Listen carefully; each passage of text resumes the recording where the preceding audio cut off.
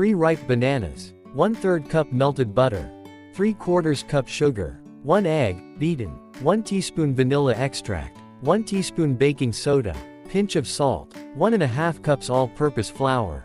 And if you're feeling fancy, add chopped nuts. First things first, peel and mash those bananas. You want them nice and smooth.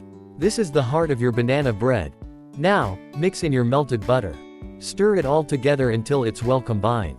Easy, right? Next, toss in the sugar, your beaten egg, and a splash of vanilla. Stir it up until it looks dreamy. Time to add the dry stuff, sprinkle in your baking soda and a pinch of salt, then fold in the flour. Don't overmix it, just enough until it all comes together. Feeling fancy? Throw in some chopped walnuts, pecans, or a handful of chocolate chips. Totally optional, but totally yum. Grease a loaf pan and pour in the batter. Smooth out the top. Trust me, it's going to rise beautifully. Bake at 350 degrees Fahrenheit for about 50 to 60 minutes. Check with a toothpick. If it comes out clean, it's done. Let it cool, if you can wait. Then slice it up and enjoy the sweet, banana-packed goodness.